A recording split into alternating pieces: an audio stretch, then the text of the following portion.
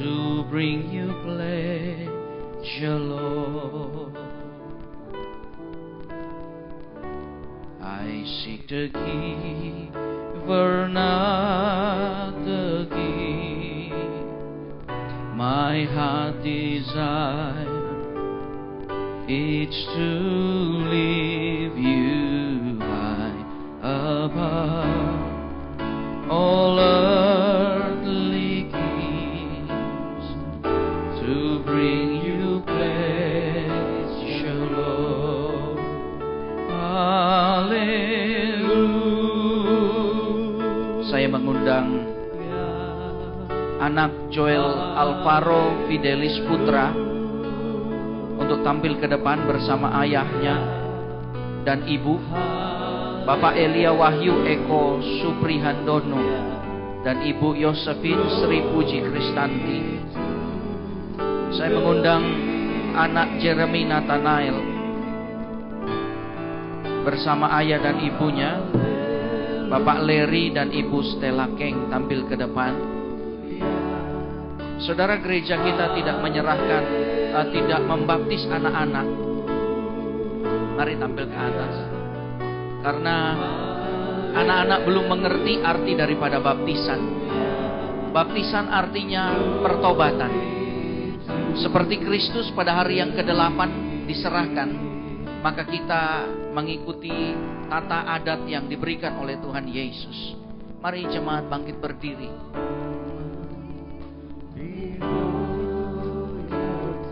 Mari saudara arahkan tangan saudara ke depan.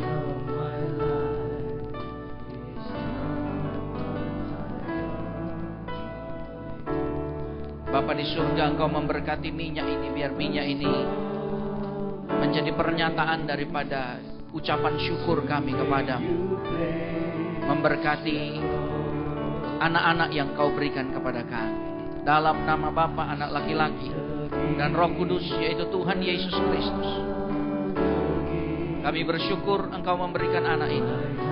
Berikan dia kesehatan, berikan dia kekuatan, perlindungan yang sempurna, dan jadikan dia hamba melayani Engkau sejak hari mudanya sampai hari Engkau memanggil dia kembali. Membukakan pintu rezeki yang Engkau siapkan untuknya, dan menjadikan kehidupannya berguna. Berguna bagi kota ini, berguna bagi bangsa, berguna bagi negara, terlebih berguna bagi Engkau sendiri. Memberkati ibunya di dalam nama Yesus dalam segala perkara. Memberkati ayahnya dalam segala perkara. Tuhan, Engkau membukakan tingkap-tingkap langit, mencurahkan berkat bagi rumah tangga ini, sehingga semua orang boleh melihat Allah yang hidup lewat kehidupan yang diberkati. Kami memberkati anak Jeremy Nathanael di dalam nama Bapa, Anak laki-laki, dan Roh Kudus, yaitu Tuhan Yesus Kristus. Tuhan, memberikan kepadanya kehidupan yang ajaib, sama seperti dia telah melewati banyak hal.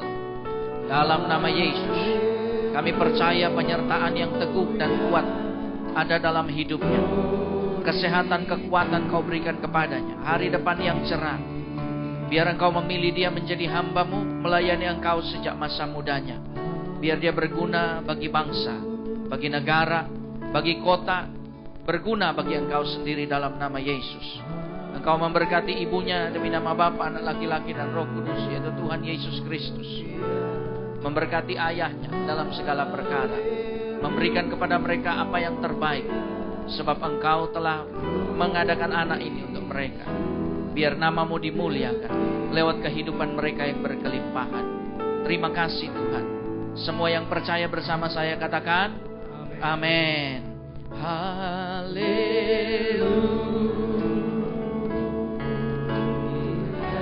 Katakan haleluya. Haleluya. Amin. Haleluya. Glory to the King. Haleluya. Katakan haleluya.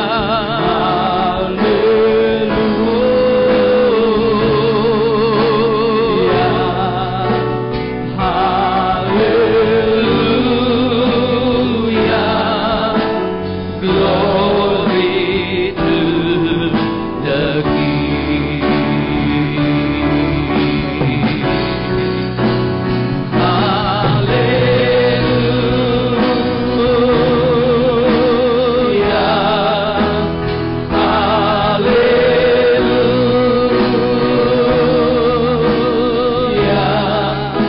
mau angkat tangan kita sama-sama.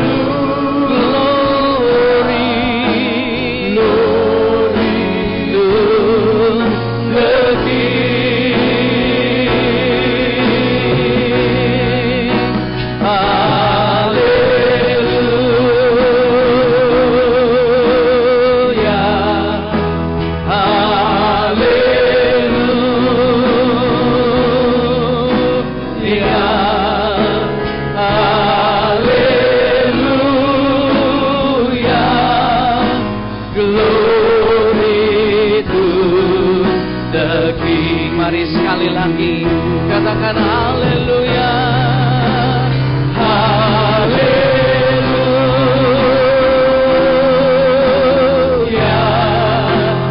haleluya,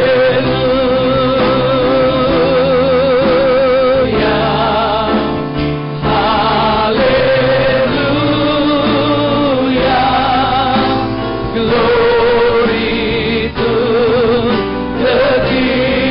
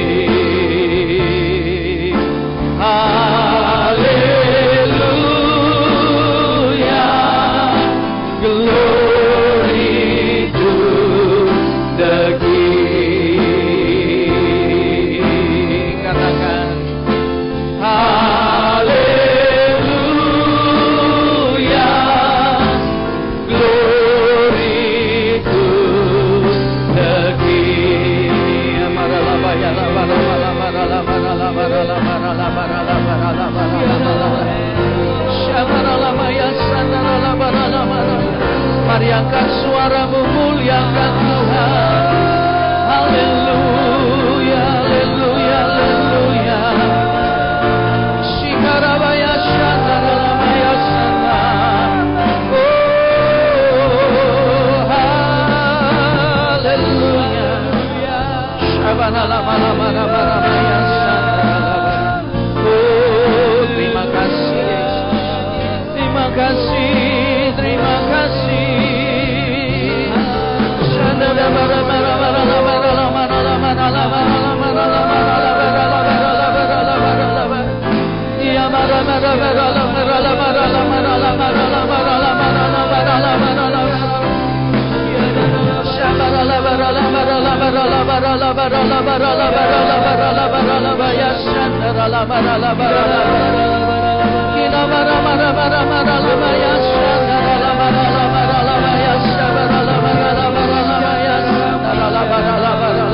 Mari rasakan Roh Kudus mengalir. Mari buka hatimu lebih lagi, serahkan setiap bebanmu. Yesus, Roh Kudus, Engkau menjamah kami, Engkau memulihkan kami Tuhan.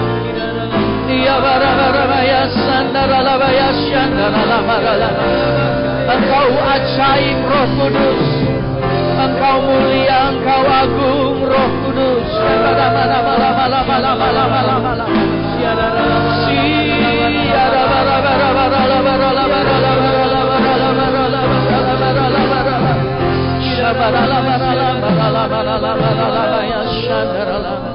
Saudara berdoa apa yang jadi kebutuhanmu.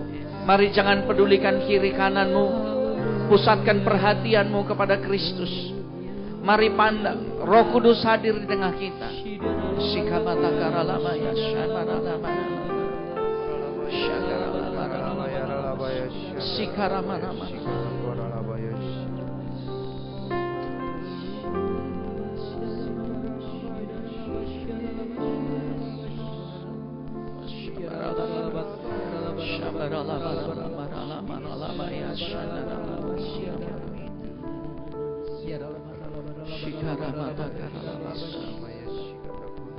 Mengingat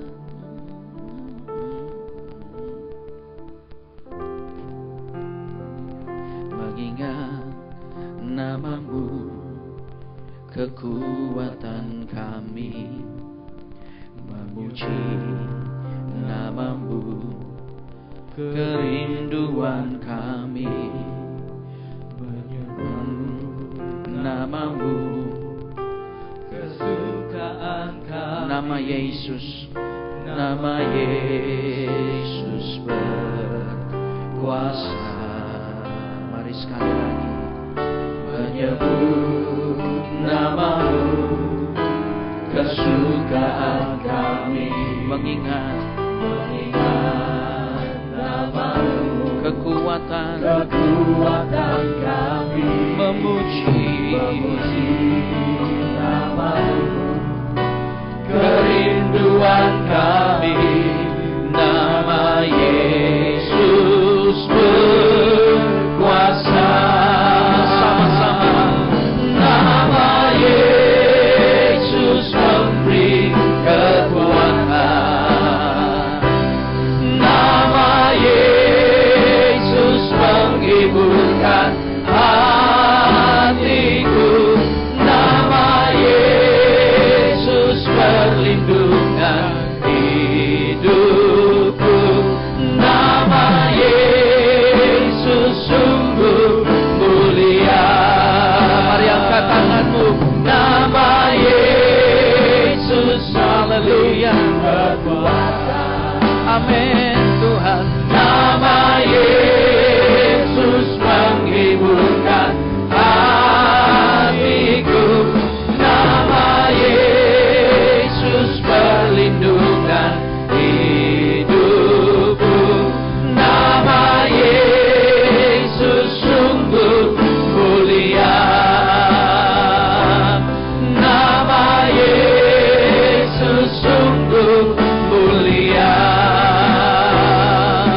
nama Yesus sungguh mulia. Berikan tepuk tangan yang meriah. Haleluya. Amin. Kami percaya Engkau sungguh mulia Tuhan. Amen. Di dalam hidup kami. Kami percaya kuasa-Mu bekerja dengan sempurna dalam hidup kami, mendatangkan kebaikan. Kami percaya Engkau tetap memimpin hidup kami, dan kami mau menyerahkan diri kami di dalam pimpinan-Mu setiap waktu. Tuhan Yesus, Allah Roh Kudus, Engkau beracara lebih kuat lagi dalam hidup kami, lewat firman Tuhan yang akan diberitakan, sehingga kami boleh mengerti, dan kami menjadi anak-anak-Mu yang berbakti, anak-anak-Mu yang menjadi tulang punggung daripada pergerakan pengenalan akan Tuhan di tempat di mana kami berada, sehingga semua orang diselamatkan oleh kasih karunia-Mu lewat kehidupan kami. Tuhan, pakai firman ini lebih daripada perkataan seorang manusia biasa. Biarlah di telinga dan di hati kami, sekali Engkau berfirman, dua kali kami mendengarnya, dan nama-Mu dimuliakan. Terima kasih Bapa di surga. Kesembuhan, pemulihan, kekuatan, berkat yang melimpah terjadi dalam hidup kami di dalam nama Tuhan Yesus. Dan semua yang siap terima firman Tuhan bersama saya katakan amin. Berikan tepuk tangan yang paling meriah yang kau bisa berikan buat Tuhan. Silakan duduk saudara. Shalom. Mari siapkan Alkitab saudara, siapkan catatan saudara. Kita akan belajar sesuatu yang selalu diberitakan oleh Injil, yang kadang-kadang kita lupa. Mari kita sama-sama siapkan Alkitab kita. Kita mau angkat sama-sama Alkitab kita dengan iman. Mari lambai-lambaikan, amin. Saya rindu suara saudara yang paling keras mengucapkan ini bersama saya. 2, 3. Ini Alkitab saya jadi seperti yang Dia katakan. Saya dapatkan apa yang Dia sediakan. Saya dapat lakukan apa saja yang Dia inginkan. Hari ini saya mendengar apa yang Tuhan katakan. Dengan hati saya mengaku, pikiran saya terbangun, dengan hati saya menerima, hidup saya tidak akan menjadi sama lagi. Setuju katakan? Berikan tepuk tangan yang paling meriah buat Allah yang baik. Saudara, dalam kehidupan kita membutuhkan pengampunan. Tahukah saudara bahwa seluruh isi Alkitab terpusat salah satunya kepada topik ini, yaitu pengampunan. kita menjadi seorang yang melupakan pekerjaan pengampunan Allah, maka kita akan menjadikan Allah hanya sebagai mesin ATM. Di mana ketika kita butuh uang, ketika kita butuh sesuatu, kita akan datang dan kita akan ambil. Dan kalau mesin ATM-nya rusak, maka kita akan marah-marah sama banknya. Kita akan marah-marah sama pusatnya. Ada banyak anak Tuhan mundur dari Tuhan, sebab dia menjadikan Tuhan hanya sebagai mesin ATM. Saudara, ini adalah langkah awal daripada kekristenan. Di mana dalam kehidupan kita, ini belum jalan, please, mundurkan dulu. Oke, ya. Di dalam kehidupan kita, kita menjadi orang-orang yang begitu kanak-kanak. Kita hanya menjadikan Tuhan sebagai objek. Di mana kalau kita senang kita gunakan, kalau kita nggak senang kita tinggalkan. Itu sebabnya batasan-batasan moral dalam kehidupan kita menjadi kabur. Sebab kita hanya menyenangkan diri kita sendiri. Istilah Tuhan kita kenakan jika itu menguntungkan kita. Tetapi ketika tidak menyenangkan kita, tidak menguntungkan kita, kita menolaknya. Mungkin bagi saudara, oh apa yang saya katakan ini adalah sesuatu yang terjadi waktu orang kemudian karena pangkat dia tinggalkan Kristus. Oh, ini terjadi ketika orang karena cinta dia tinggalkan Kristus. Tidak sama sekali, saudara. Batasan-batasan norma moral yang ada adalah ketika kita jujur di hadapan Tuhan. Ketika justru sebenarnya kita tahu kita diberkati. Tapi ketika kita tahu ada sesuatu dan lain hal, kita berubah jujur di hadapan Tuhan. Kita terbuka di hadapan Tuhan terhadap semua dosa kita. Tetapi ketika dosa kita dikorek-korek kembali, maka kita menjadi orang yang tertutup di hadapan Tuhan. Ini yang batasan-batasan yang dikatakan. Nah, saudaraku sekalian, Tuhan tidak ingin kita punya sifat kekanak-kanakan. Sebab Dia tahu siapa kita. Katakan amin. Tuhan ingin kita bertumbuh. Sama seperti akhirnya kita menjadi mempelai Kristus. Saya tidak ingin istri saya menyembunyikan sesuatu dari hidup saya. Saya pun tidak akan menyembunyikan segala sesuatu dari hidup saya kepada istri saya. Dan seperti itulah perjalanan keimanan kekristenan. Itu sebabnya saudara kita harus kembali mengingat tentang pengampunan yang diberikan oleh Tuhan. Sebab ada banyak gereja yang bertumbuh dan berkembang. Memiliki jumlah jiwa yang sangat banyak. Tetapi begitu dangkal pengertiannya tentang Allah. Ada begitu banyak kekristenan yang jatuh bangun. Mengapa? Sebab sekali lagi, nilai-nilai moralitas hubungan mereka dengan Tuhan begitu dangkal. Hanya dijadikan sebagai sebuah pola kesenangan pribadi. Bukan dijadikan sebagai gaya hidup yang harus dijalani secara disiplin. Tetapi hanya sebagai sebuah kesenangan. Akibatnya begitu mudah diombang-ambingkan oleh keadaan. Saudara, itu sebabnya hari ini kita belajar kembali tentang pengampunan. Sehingga kita memiliki mental ucapan syukur yang Tuhan mau. Kita tidak hanya mengucap syukur ketika kita punya uang. Dan kita berkata terima kasih Tuhan, tapi kita nggak punya uang. Kita katakan kenapa Tuhan? Kita nggak mengucap syukur ketika tubuh kita sehat. Tetapi ketika kita sakit kita katakan kenapa Tuhan? Sebab pola ucapan syukur yang Tuhan inginkan terletak pada di mana kita memahami pengampunan yang Tuhan berikan. Sehingga hal-hal di luar daripada itu tidak akan menggoyahkan kita terhadap kasih Tuhan di dalam kehidupan saudara dan saya.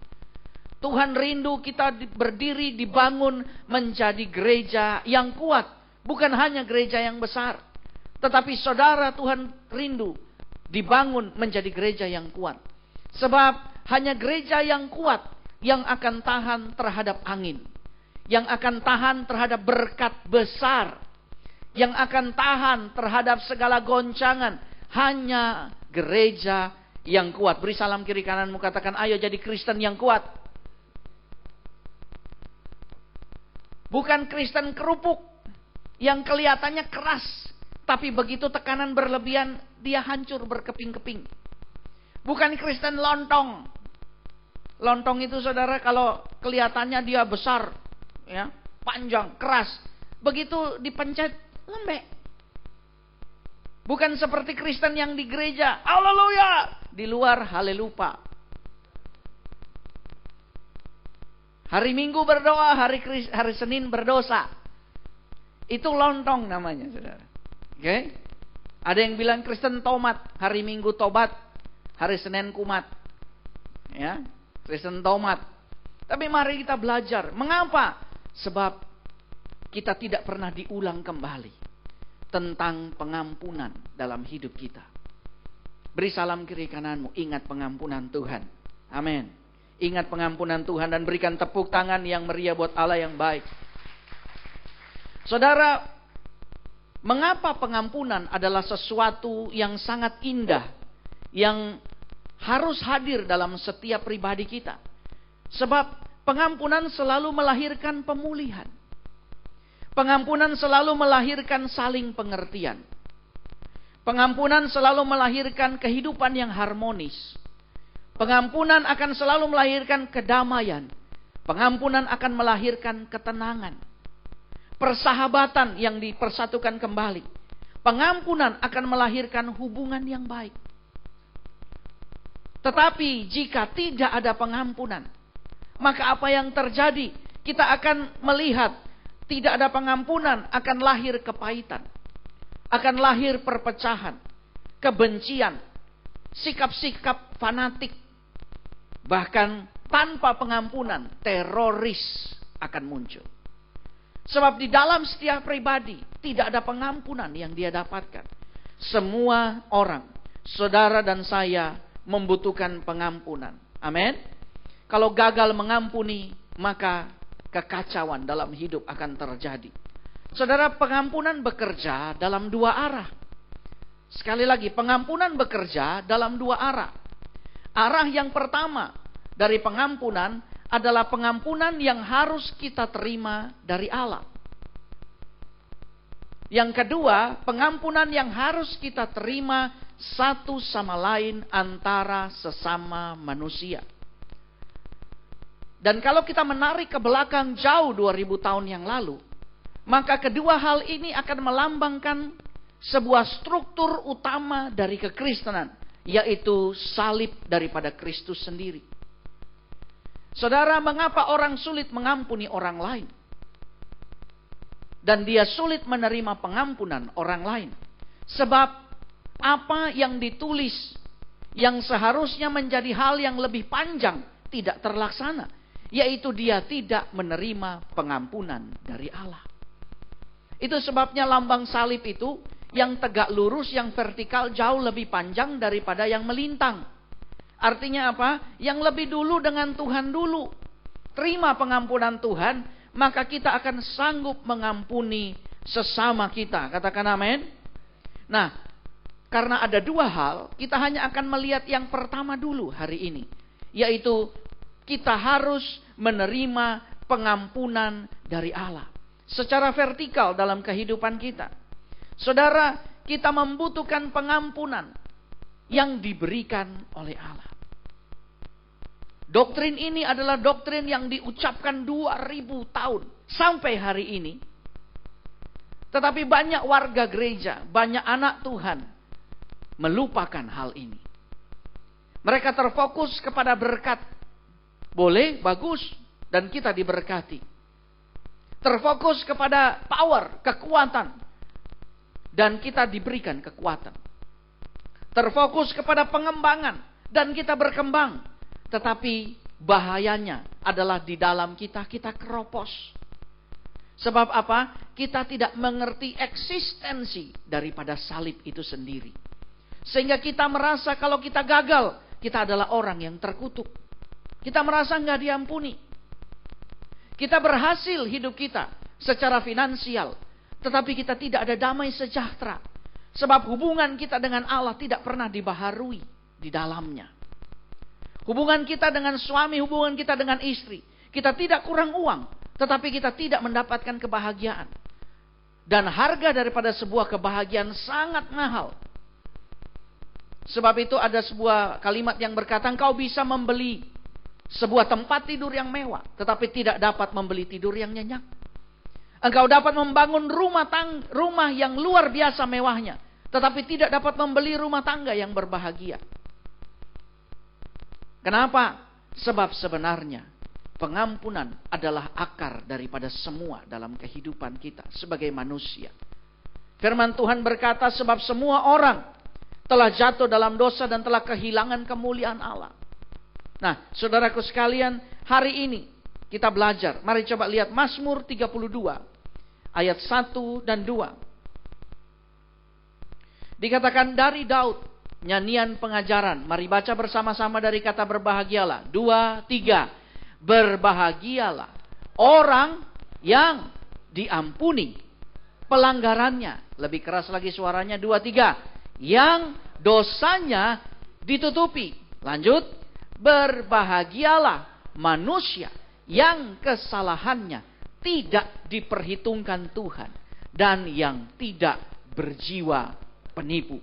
Saudara, ini adalah rasa syukur Daud bahwa dia memperoleh pengampunan dari Allah. Ini ditulis pada waktu dia baru saja ditinggalkan anaknya yang sulung dari istri hasil perzinahannya. Dan dia berkata, aku berbahagia karena Tuhan mengampuni aku. Apa yang jadi dosa daripada kehidupan Daud? Daud tidak hanya dosa berzina. Dia dosa membunuh. Dan tidak ada kejahatan yang paling keji yang dilakukan. Sebab apa? Istri yang diambil adalah istri daripada orang kepercayaannya sendiri. Yang semenjak mereka tidak punya apa-apa, orang ini telah menjadikan Daud sebagai pemimpinnya. Kurang jahat apa Daud? Dan ketika Daud sudah punya semuanya, satu waktu dia lupa diri. Dan dia mengambil istri daripada sahabat orang terpercaya yang ada dalam hidupnya. Dan kemudian membunuh hanya karena dia takut dosanya diketahui. Dan ketika dia minta ampun sama Tuhan, dia percaya Tuhan mengampuninya. Maka dia berkata, berbahagialah orang yang diampuni pelanggarannya. Bukankah dalam hidup kita kadang-kadang kita merasa Tuhan memiliki daftar yang panjang di mana buku itu tertulis nama kita dan semua perkara yang buruk yang pernah kita lakukan berjejer dengan rapi dan selalu dibacakan oleh Tuhan di dalam nurani kita. Saudara, inilah yang paling menyiksa. Itu sebabnya Daud berkata, berbahagialah orang. Saudara, kita membutuhkan pengampunan. Saudara mungkin adalah warga negara yang baik. Saudara tidak pernah punya catatan kepolisian, melakukan pelanggaran-pelanggaran hukum. Saudara mungkin adalah warga negara terhormat, sebab saudara berjasa bagi negara. Saudara orang terpelajar.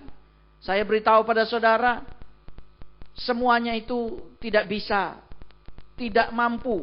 Mengapa? Coba kita lihat Roma 3 ayat yang ke-23. Mari kita baca bersama-sama. 2, 3. Karena semua orang telah berbuat dosa dan beri salam kiri kananmu, sadari engkau kehilangan kemuliaan Allah. Engkau kehilangan kemuliaan Allah. Kita kehilangan standar. Standar yang sangat tinggi yang menjamin kehidupan yang berbahagia. Kita kehilangan itu semua. Kita mungkin tidak pernah melakukan pelanggaran hukum. Kita tidak pernah didakwa. Bahkan kita tidak pernah melanggar peraturan lalu lintas sekalipun.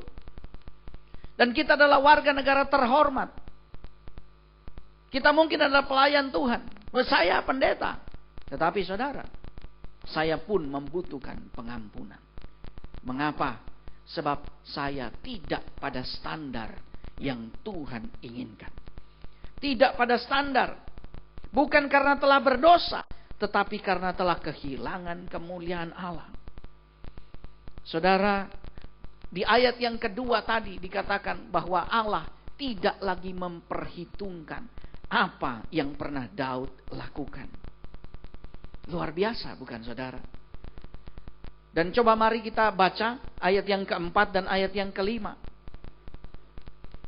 Ayat yang keempat dan ayat yang kelima dari Mazmur 32, ayat 4 dan ayat 5. Mazmur 32 ayat 4 dan ayat 5. Mari baca bersama-sama. 2, 3. Sebab siang malam tanganmu menekan aku dengan berat. Sumsumku menjadi kering seperti teriknya musim panas. Dosaku kuberitahukan kepadamu, dan kesalahanku tidaklah aku sembunyikan. Aku berkata, aku akan mengaku kepada Tuhan pelanggaran-pelanggaranku, dan Engkau mengampuni kesalahan karena dosaku.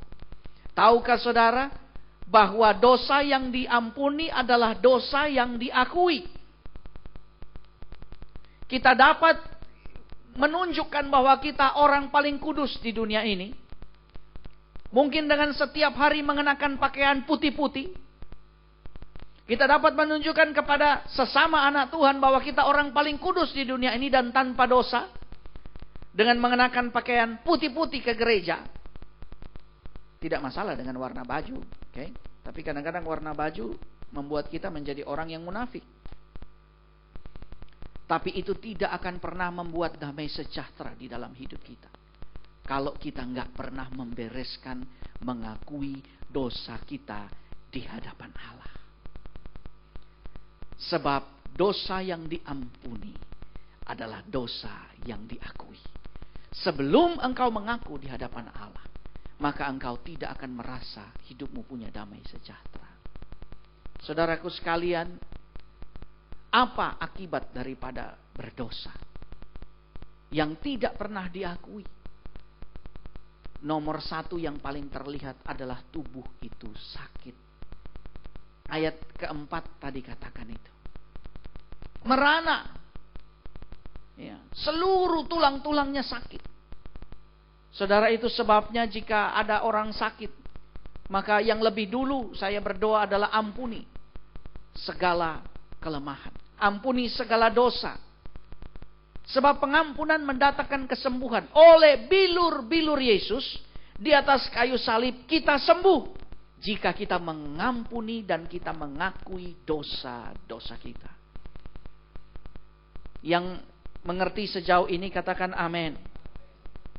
Dan saudara, ayat yang ke-6 coba lihat. Mazmur 32. Mazmur 32 ayat yang ke-6. Mazmur 32 ayat yang ke-6.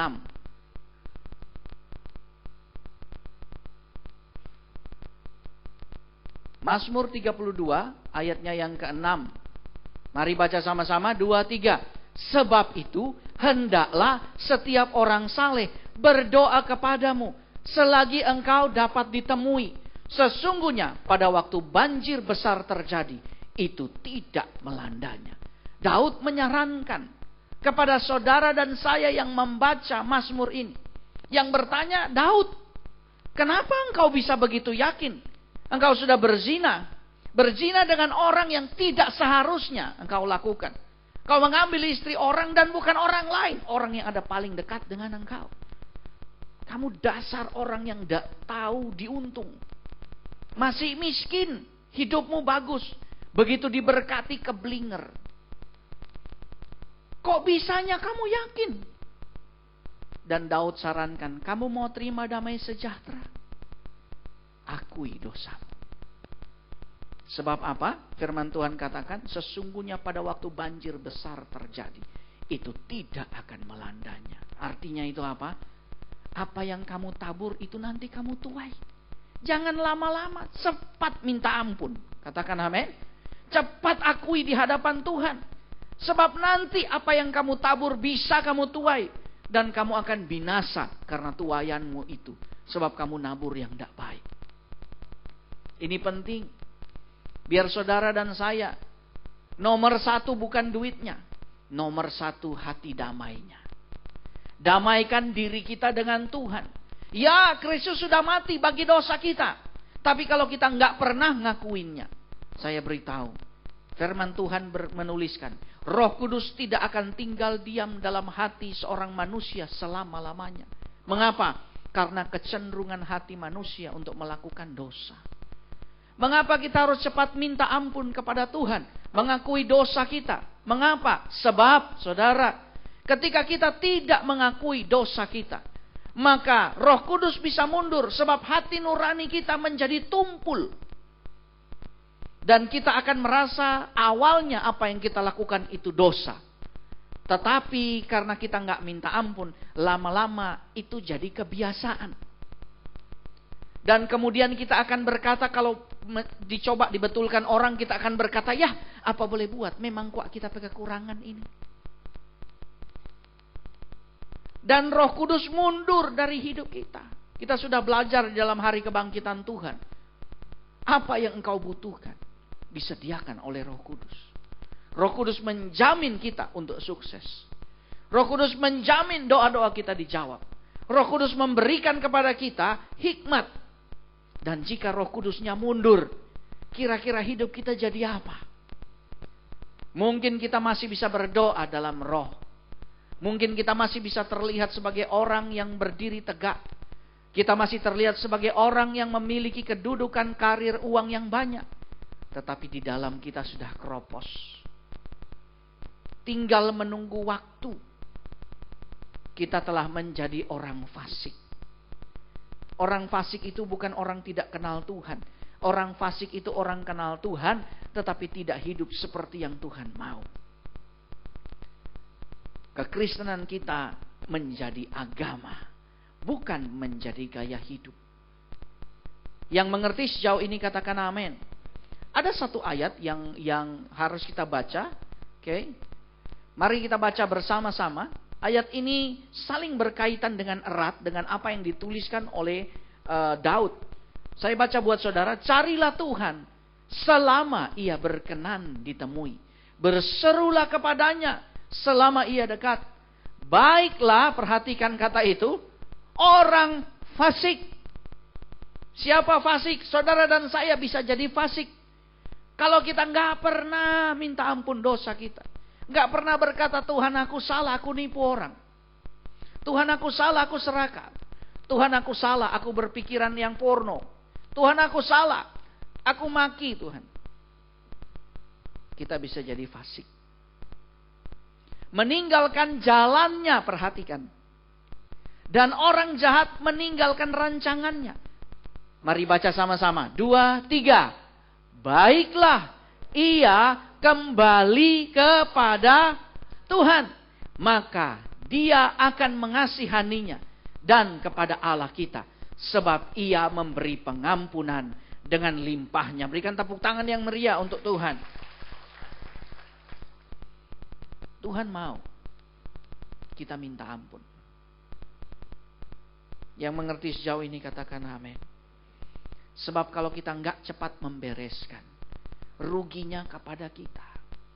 Kita egois. Kita berlagak kita nggak ada masalah. Tapi sebenarnya kita keropos. Kita pakai pakaian yang bagus, hati kita nggak bisa senang. Orang katakan kita cantik, tapi kita nggak bisa berbahagia. Kita punya uang yang banyak, kita bisa pergi kemana saja yang kita mau. Tetapi kita nggak pernah bisa mendapatkan sebuah kebahagiaan. Kita mungkin bisa duduk melihat pemandangan yang indah, tetapi hati kita nggak bisa tenang. Kita mungkin bisa menikmati sebuah tempat yang baik, punya rumah yang indah, tapi kita nggak bisa tinggal dengan nyaman di dalamnya. Mengapa? Mari cepat akui dosamu. Akui dosamu. Yang mengerti sejauh ini katakan amin. Sebelum Roh Kudus mundur dari hidup kita, dan hidup kita tambah hancur, tambah kacau. Bagaimana kita bisa mendapatkan pengampunan dari Allah? Bagaimana kita mendapatkan pengampunan dari Allah? Mari kita baca. Yang pertama, pengampunan dari Allah hanya datang dari salib Kristus. Kita tidak dapat diampuni oleh jalan lain. Hanya satu jalan untuk diampuni, yaitu lewat salib daripada Tuhan kita Yesus Kristus. Saudara, Allah itu baik. Allah itu panjang sabar, Allah itu penuh kasih setia. Tapi ingat, karakternya yang lain daripada Allah adalah Dia adalah Allah yang benar. Dia Allah yang adil. Maka ketika kita melakukan dosa,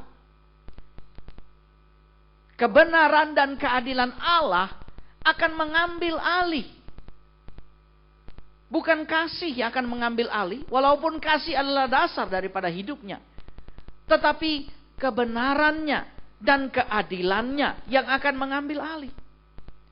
Itu sebabnya, coba siapkan ayatnya, Yesaya 53 ayat 4 sampai ayat 6.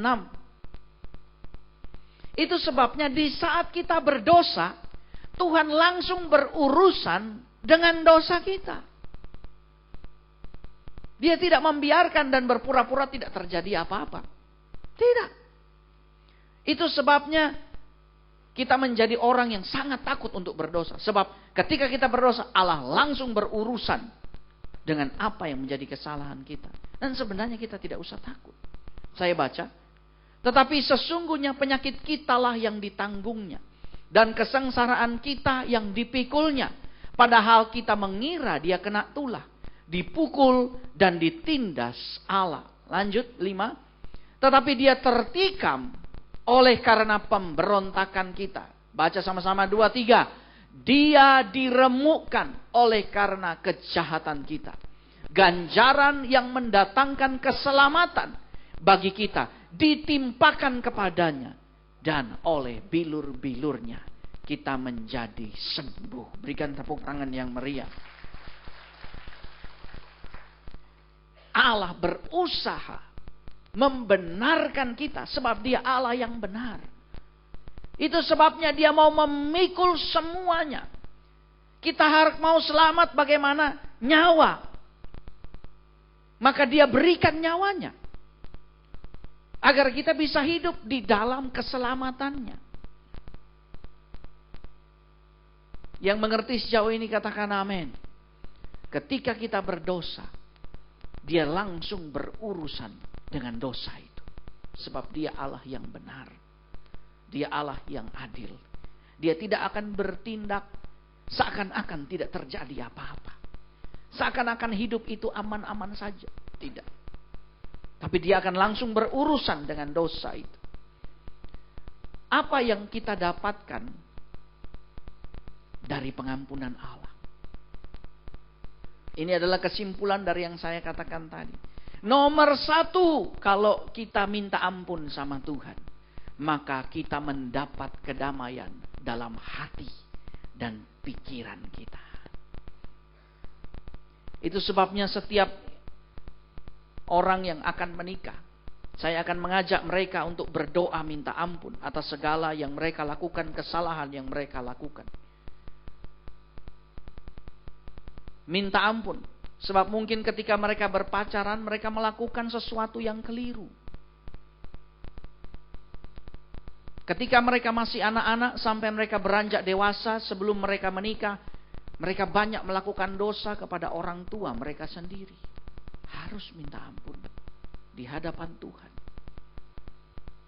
Agar supaya nomor 1, mendapatkan kedamaian hati dan pikiran. Sehingga bisa bangun rumah tangga yang baik dan diberkati. Itu sebabnya di gereja kita, jika saudara yang menikah dulu belum sempat diberkati di dalam nama Tuhan Yesus, saudara bisa minta, usulkan agar supaya suami istri saudara diteguhkan di dalam pernikahan yang kudus kembali. Apa mesti ada pesta? Tidak harus. Saudara datang saja, suami istri. Biayanya berapa saudara kalau bikin pesta lagi? Kan lucu, sudah 10 tahun menikah, pesta lagi. 10 tahun kawin mau bilang apa itu? Pernikahan apa? Perunggu. 25 perak. Iya kan? Tapi mari sama-sama ya, perbaiki kehidupanmu. Sebab engkau layak diberkati sebab engkau dicintai Tuhan. Amin. Yang kedua, apa yang kita dapatkan dari pengampunan Allah? Yaitu kesembuhan dan kesehatan dari Allah. Banyak kali ketika saya masih melayani sebagai seorang pastor di rumah-rumah sakit, ya, mendoakan orang sakit. Ada orang yang saudara usia mungkin 19 tahun, belum menikah, wajahnya cantik, tapi napas tinggal satu-satu. Ya. Ini sudah dibolongi, lalu ada selang besar mungkin 1,5 inci dari sini. Di sini juga sudah bolong. Jadi kalau doakan dia ini onderdil di dalamnya kelihatan. Ya, karena katanya apanya yang rusak, jadi jumlah air di dalam tuh terlalu banyak. Jadi seluruh selang. Jadi dia dalam keadaan setengah sadar. Saya bisik, minta ampun sama Tuhan. Apa yang menjadi kesalahanmu? Kalau kamu dia tidak bisa bicara karena ada selang besar juga di mulutnya. Dia bisa buka matanya mungkin 1/4 dan dia menangis. Saya tunggui. Kalau kamu sudah selesai, remas tangan saya. Doa dalam hati, minta ampun sama Tuhan. Saudara, itu jam 11 malam. Sudah 1 minggu dia menderita. Dan begitu saya pulang, jam 4 pagi keluarganya telepon, dia kembali kepada Tuhan. Dengan damai. Saudara, dosa yang diakui. Masih untung kalau pulang dengan damai. Nah, kalau hidup sampai umur tua, tapi siksa. Coba. Hanya karena kita berlagak tidak terjadi apa-apa dalam hidup kita. Kiapa so? Memangnya cuma ngana? Saudara, berhenti berlagak kita tidak punya masalah. Tuhan menjanjikan hidup yang lebih baik. Perbaiki sikapmu di hadapan Tuhan, maka hidupmu berbahagia. Katakan amin. Berhenti berlagak seperti orang yang setiap hari Minggu pergi ke gereja, berdoa, berlagak seperti orang kudus, tetapi gak pernah bereskan diri dengan Tuhan. Bahkan ada pendoa syafaat yang kena kanker waktu itu. Ketika dituntun doa minta ampun, dia berteriak. Selama ini dia begitu lembut karena pendoa syafaat. Kenapa? Karena dia tahu kalau dia minta ampun sama Tuhan, Tuhan belum kasih. Sebab apa? Dia belum ampuni suaminya. Pengampunan itu penting. Katakan amin. Pengampunan itu penting. Nomor 1, pengampunan hanya datang dari salib Kristus. Pengampunan dari salib. Oh, di salib Pak Pendeta ada 3 orang. Ada Yesus di tengahnya dan ada 2 orang di pinggirnya. Hanya dari salib Kristus. Mengapa? 2 Korintus 5 ayat 21. 2 Korintus 5 ayat yang ke-21. Saya berusaha cepat dengan ini, saudara ya. 2 Korintus 5 ayat 21. Mari kita baca bersama-sama. 2, 3. Dia yang tidak mengenal dosa telah dibuatnya menjadi dosa karena kita, supaya di dalam Dia kita dibenarkan oleh Allah. Tepuk tangan yang meriah. Saudara, perhatikan dengan baik. 2 orang yang di pinggir itu mengenal dosa. Mereka mati bagi dosa mereka sendiri. Mereka tidak dapat memanggul dosa orang lain sebab mereka berdosa. Tetapi Kristus, ayat tadi katakan, tidak mengenal dosa. Itu sebabnya dia sanggup memanggul dosa kita dan menjadi berdosa karena kita. Sebab itu tidak ada keselamatan yang lain di luar daripada salib di mana Kristus sendiri telah menyerahkan dirinya. Mazmur 88 ayat 5 sampai ayatnya yang ke-7. Mazmur 88. ayat 5 sampai ayatnya yang ke-7.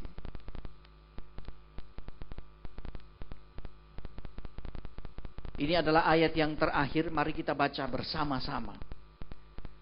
2, 3. Aku telah dianggap termasuk orang-orang yang turun ke liang kubur. Aku seperti orang yang tidak berkekuatan. Aku harus tinggal di antara orang-orang mati, seperti orang-orang yang mati dibunuh, terbaring dalam kubur, yang tidak kau ingat lagi. Sebab mereka terputus dari kuasa-Mu. Telah kau taruh aku dalam liang kubur yang paling bawah, dalam kegelapan, dalam tempat yang dalam. Aku tertekan oleh panas murka-Mu, dan segala pecahan ombak-Mu kau tindihkan kepadaku. Saudara perhatikan, seluruh isi daripada Mazmur 88, mulai daripada ayat yang ketiga sampai selesai, itu berisi tentang kisah perjalanan Kristus. Bukan hanya secara fisik ketika menanggung dosa, tetapi secara roh menanggung dosa. Kita hanya tahu bahwa Kristus menanggung dosa secara fisik, sebuah penyiksaan yang luar biasa. Tetapi saya beritahu, dia tersiksa secara tubuh, secara jiwa, dan secara roh. Agar supaya apa? Pengampunan itu sempurna. Kalau saudara baca pada ayat yang ke-8, ayat yang ke-7, 5, 6, 7, 8. Di situ saudara bisa melihat bagaimana Yesus dalam roh turun ke dalam neraka yang paling bawah. Dia turun ke dalam neraka yang paling bawah untuk memberitahukan bahwa tidak ada dosa yang paling keji yang tidak dapat diampuni. Paling bawah. Sebab kita tahu sama-sama orang yang paling jahat selalu dipenjarakan pada kamar isolasi dan ditaruh paling bawah. Dan Yesus turun ke sana. Dia turun. Agar supaya setiap orang yang menurut dirinya sendiri, melakukan apa yang paling keji yang pernah dilakukan seorang manusia. Kalau dia minta ampun, dia mendapatkan pengampunan itu. Mengapa? Coba buka lagi ayat yang ke-8. Di bawah sana Yesus tidak hanya masuk dan duduk diam di situ. Apa yang Yesus lewati? Saya tidak usah buka Ibraninya. Saya akan jelaskan dengan cepat. Aku tertekan oleh panas murka-Mu dan segala pecahan ombak-Mu kau tindihkan kepadaku. Selah.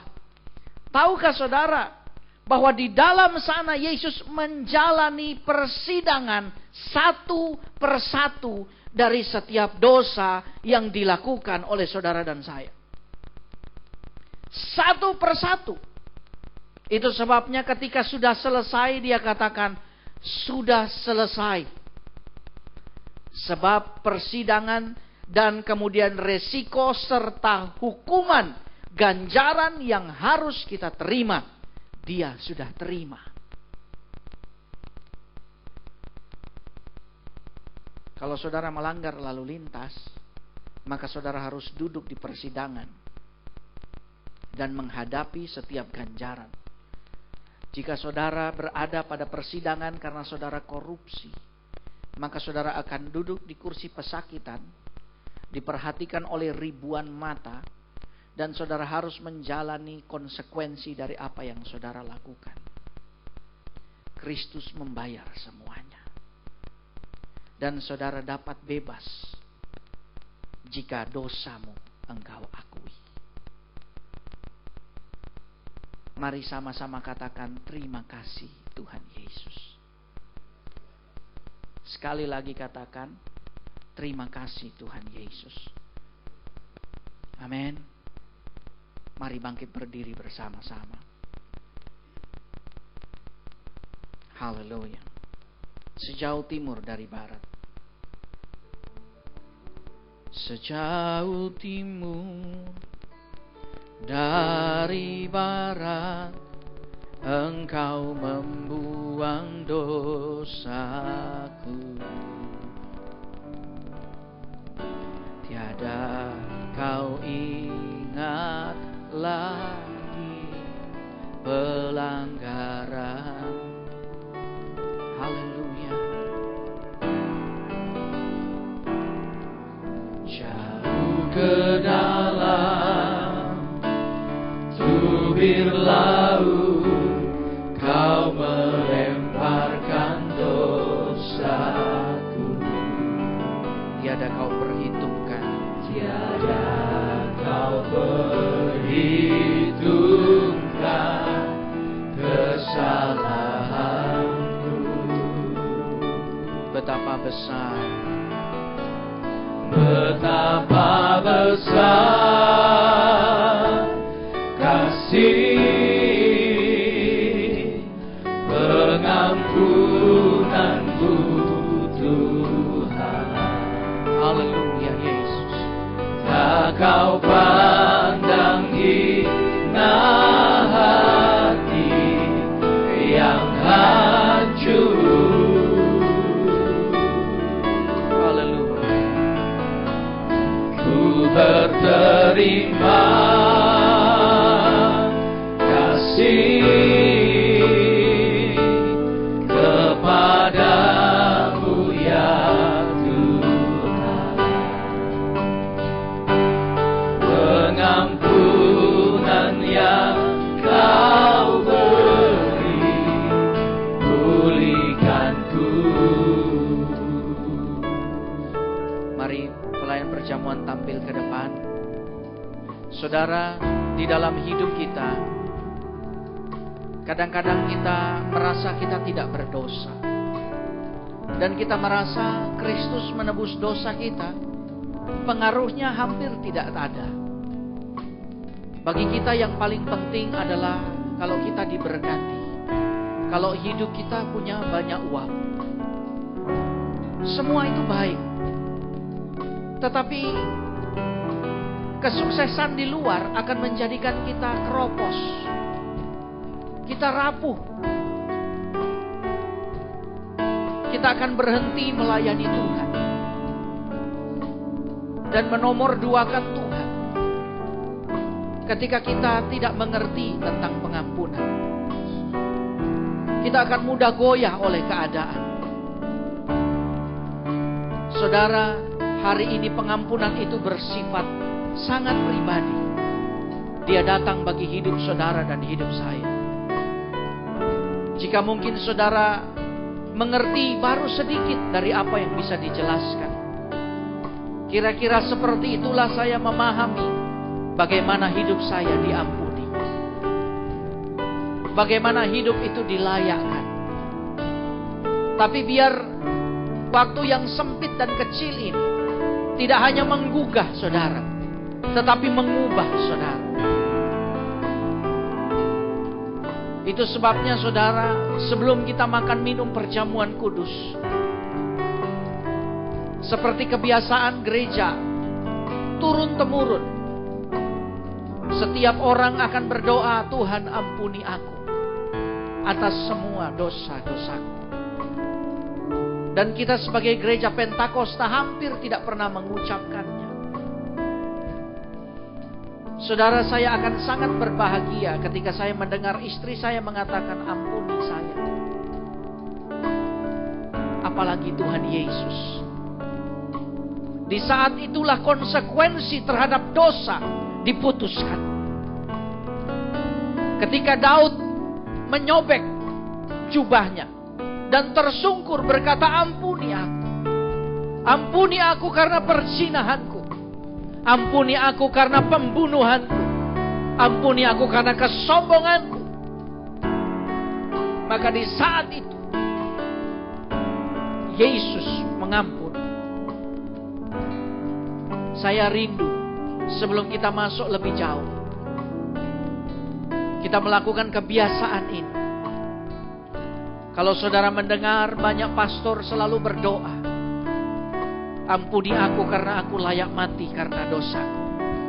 Itu bukan karena dia mengingat selalu dosa-dosanya, tetapi dia membereskan itu dengan Tuhan, agar supaya dia memperoleh damai sejahtera dalam hidup. Tetapi kita sebagai orang Pentakosta nggak pernah mengerti. Kita malah berkata bahwa pastor Katolik itu merasa tidak diampuni dan terus berdoa minta ampun, minta ampun. Saudara, kitalah yang harus berubah. Biar singer nyanyikan lagu ini refnya. Mari kita buka tangan bersama-sama. Dosa apa yang teringat dalam kepalamu, mari ucapkan itu dari mulutmu dan katakan, Tuhan ampuni aku. Mari setiap pribadi, mari angkat wajahmu dan pandang Yesus. Ampuni kami Tuhan. Ampuni aku Tuhan. Kau pandang hina hati yang hancur.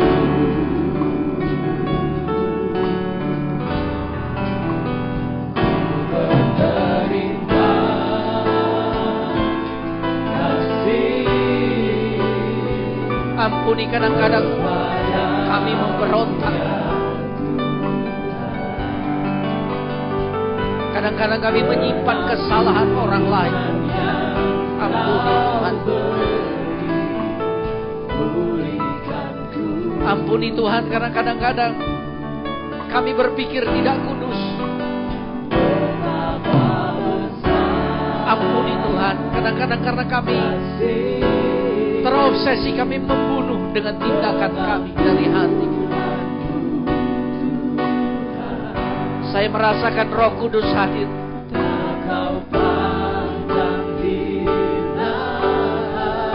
Saya merasakan kasih itu mengalir. Mari bereskan semuanya. Mari bereskan. Ampuni kami Roh Kudus. Sucikan kami dengan darah, agar tubuh kami sehat dan hati kami dan pikiran kami mendapat ketenangan.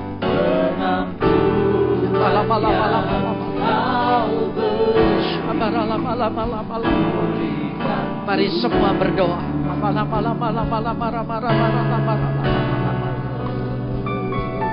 Ampuni setiap pelanggaran kami Tuhan. Mari saudara sendiri dengan Tuhan, jangan pedulikan kiri kananmu. Bereskan, agar engkau kembali dengan ketenangan, kembali dengan sukacita, kembali dengan kesehatan.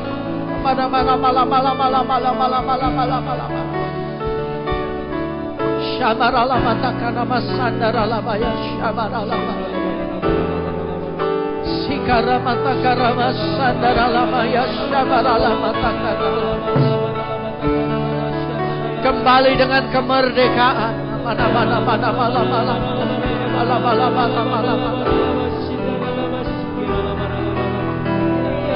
Minta ampun Tuhan, minta ampun.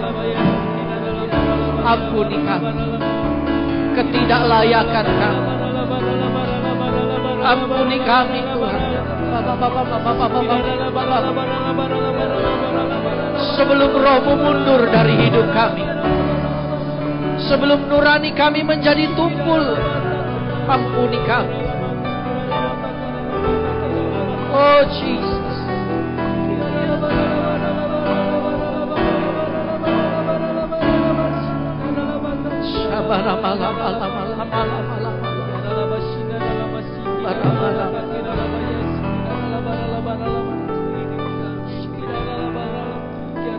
Betapa besar kasih pengampunanmu Tuhan. Tuhan, kami menyerahkan roti dan anggur ini, biar menjadi persekutuan dengan tubuh Kristus yang memberkati hidup kami, yang memulihkan kami. Kami percaya Engkau mengampuni dosa kami. Kami akui itu di hadapan Tuhan. Bahkan dosa yang sudah lama, yang tidak pernah kami akui. Kami akui itu di hadapan Tuhan. Terima kasih Bapa. Menguduskan roti anggur ini menjadi persekutuan dengan darah. Terima kasih Tuhan. Di dalam nama Tuhan Yesus, semua yang percaya katakan amin. Tetap dalam hadirat Tuhan, silakan duduk. Sejauh timur dari barat, Engkau membuang dosaku. Tiada kau ingat lagi. Tiada kau ingat lagi pelanggaranku. Oh, haleluya. Jauh ke dalam tubir laut, kau melemparkan dosaku. Tiada kau perhitungkan kesalahanku.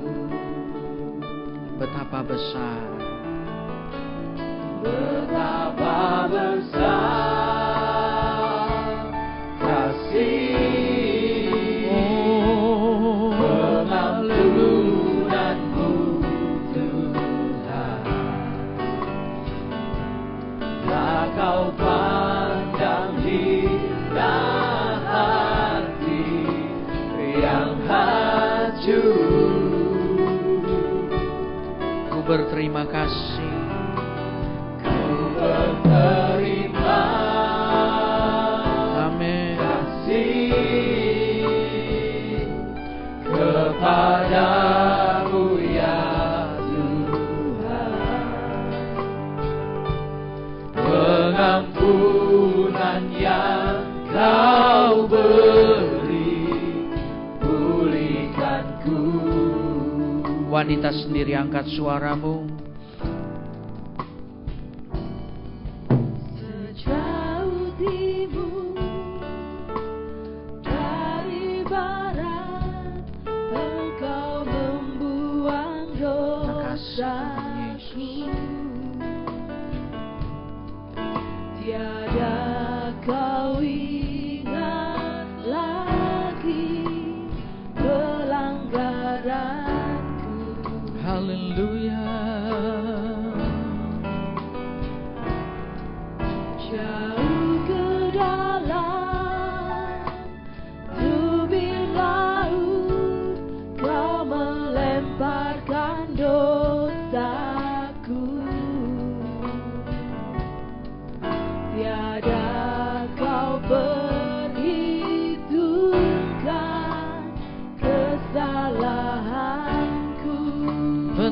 Besar, haleluya. Betapa besar kasih pengampunanmu. Saya jemput kita bangkit berdiri bersama-sama.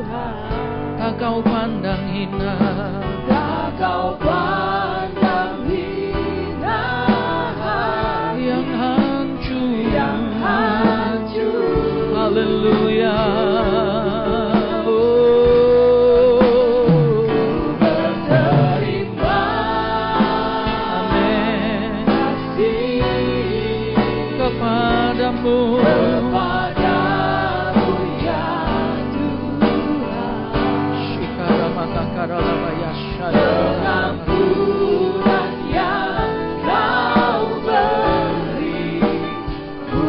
Mari kita angkat roti kita bersama-sama.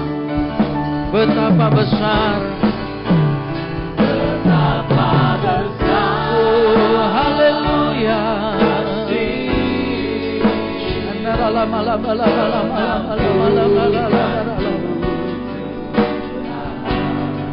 Terima kasih Tuhan Yesus.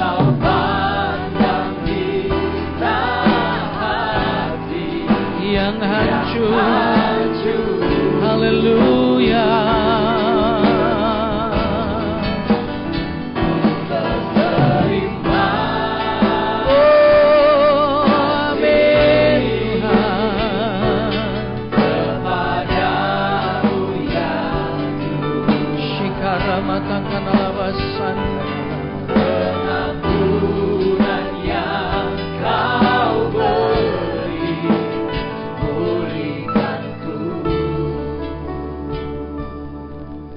Mari dengarkan firman Tuhan bersama-sama.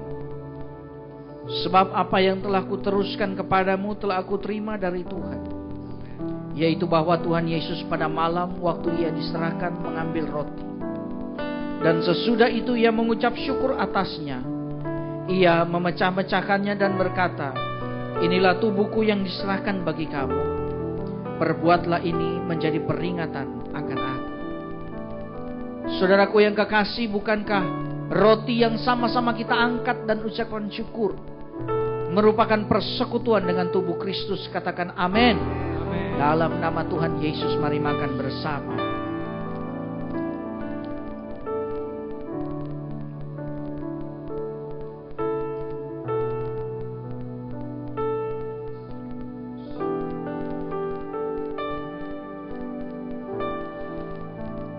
Betapa besar kasih pengampunanmu.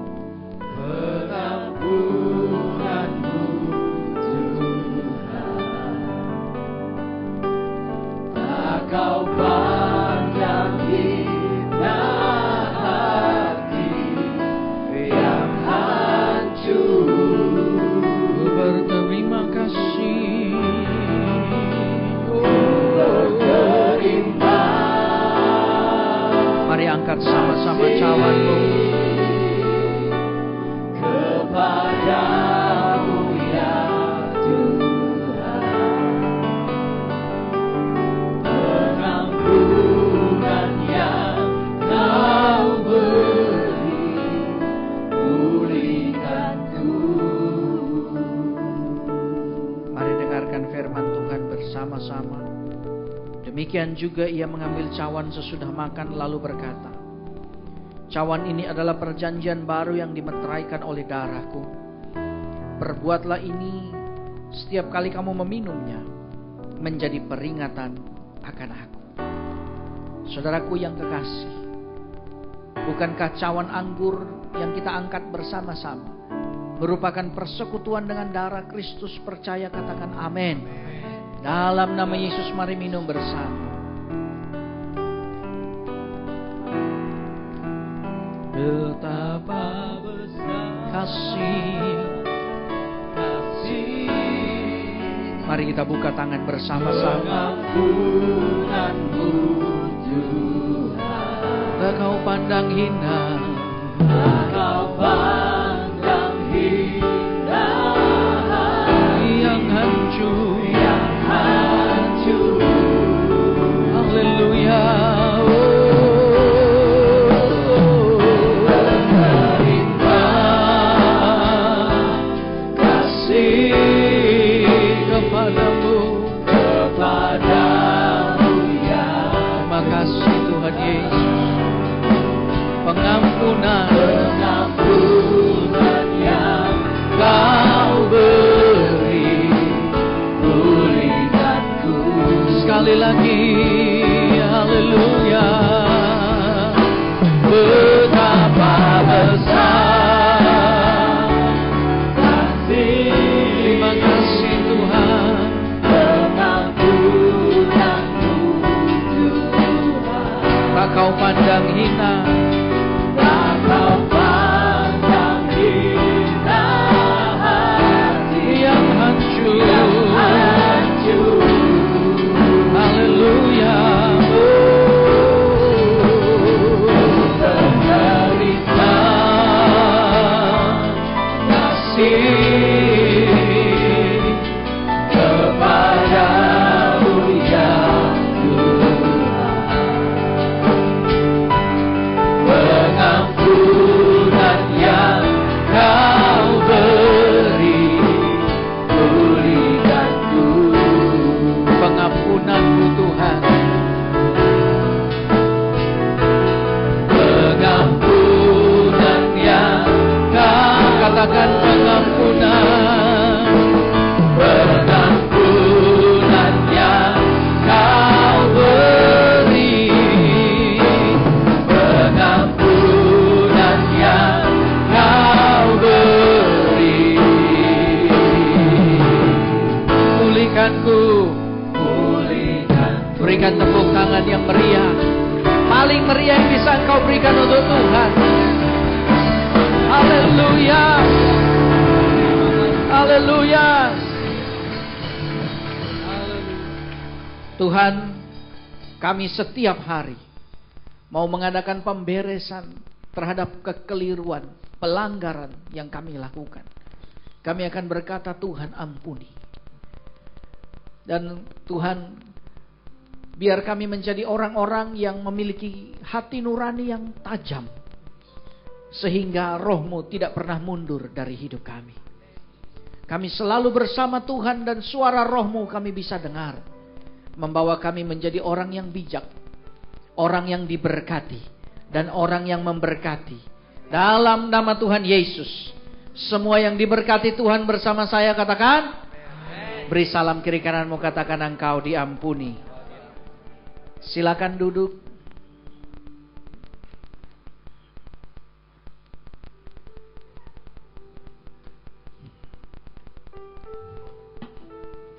Haleluya. Kita berikan tepuk tangan yang meriah bagi Allah kita yang mau mengampuni setiap kesalahan dan pelanggaran dan dosa kita. Haleluya. Mari saudara, kita akan memberikan persembahan untuk pembangunan. Saya undang para petugas untuk tampil ke depan.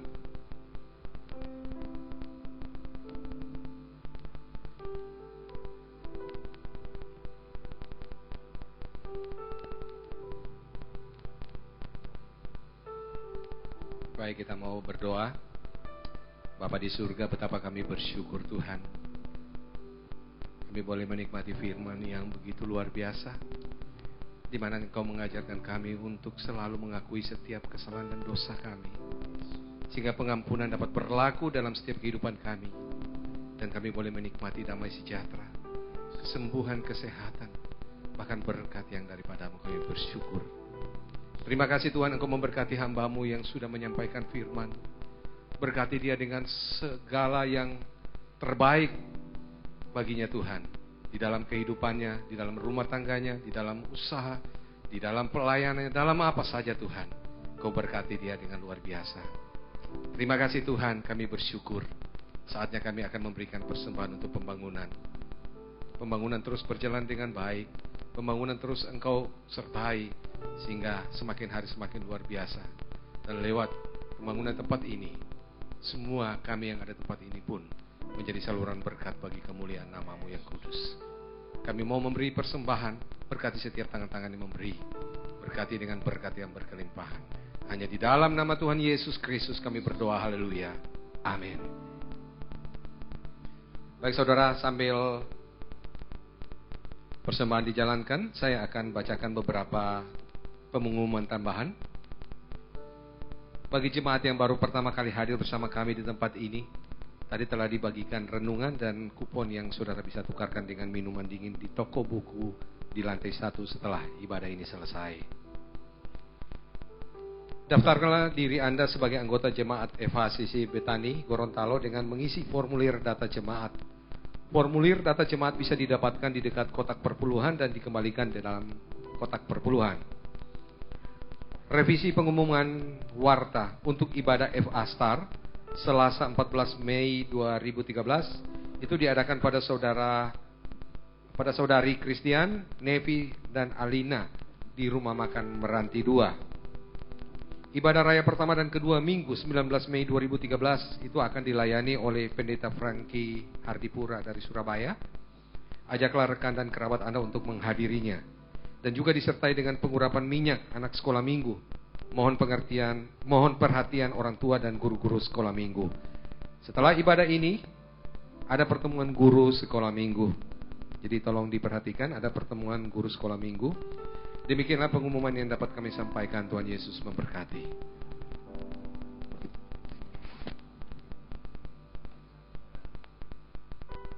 Haleluya. Mari kita bangkit berdiri bersama sebelum kita berpisah.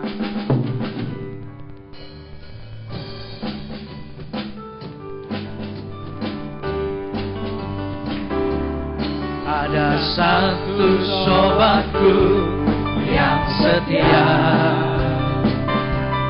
tak pernah dia tinggalkan diriku. Haleluya. Di waktu aku susah, waktu ku sendirian, Dia selalu menemani diriku. Katakan namanya Yesus. Namanya Yesus, namanya Yesus, nama Yesus yang menghibur hatiku. Haleluya. Namanya Yesus, namanya Yesus, nama Yesus yang menghibur hatiku. Namanya Yesus, mari lambaikan tangan. Haleluya. nama Yesus yang menghibur hatiku. Haleluya. Namanya Yesus, namanya Yesus, nama Yesus yang menghibur hatiku. Nama Yesus. Nama Yesus, nama Yesus, nama Yesus yang menghibur hatiku. Amin. Mari kita buka tangan bersama-sama. Tuhan, kami akan kembali ke rumah kami masing-masing. Dan kami membawa pengampunan yang sempurna. Yang datang dari salib Kristus. Yang telah menyempurnakan kehidupan kami. Kami akan kembali dengan kesehatan. Kami akan kembali dengan damai sejahtera dalam nama Tuhan Yesus. Terima kasih Bapa di surga. Terima kasih buat siang ini. Kami tidak lupa berdoa memberkati Pak Alex, Pastor David Aswin, memberkati Pastor Kong di dalam nama Tuhan Yesus. Tuhan, berikan kepada mereka hikmat-Mu berlipat kali ganda, urapan-Mu berlipat kali ganda. Memberikan dalam hidup mereka keberanian sebagai seorang pemimpin, kebijaksanaan yang luar biasa, sehingga kami dibawa menuju kepada kesempurnaan mempelai Kristus di dalam nama Tuhan Yesus. Dan mari sama-sama kita buka tangan kita. Kalau saudara mau kembalikan persepuluhanmu pada minggu ini, mari imani bersama-sama saya kata-kata ini. Di dalam nama Tuhan Yesus, kami percaya berkat kami bukan dari dunia ini, tetapi dari tingkap sorga yang terbuka. Siang ini, tingkap itu terbuka di atas kami. Berkat tercurah, berlimpah-limpah, tidak berkekurangan. Nama Tuhan dimuliakan dalam nama Tuhan Yesus. Mari angkat kedua tanganmu dan mulai sembah Tuhan. Oh ya ralaba ya shandara lama nama nama ralaba ya shabara laba ralaba rala. Sikarama takara lama ya shabara laba. Diberkatilah engkau untuk engkau masuk dan untuk engkau keluar. Allah, kita melihat kepadamu melimpahkan sejahtera dalam segala waktu. Dia memberkati lumbung yang disiapkan bagi hidupmu. Diisinya melimpah-limpah dengan hasilnya. Dia memberkati kedua tanganmu yang terbuka terangkat untuk dia. Apa saja dikerjakan tangan itu, Tuhan Yesus membuatnya berhasil. Biar berkat ini tercurah mulai siang ini sampai Maranatha. Tuhan datang kembali. Mari semua yang percaya dan terima berkat bersama saya katakan amin. Selamat siang, Tuhan berkati kita semua.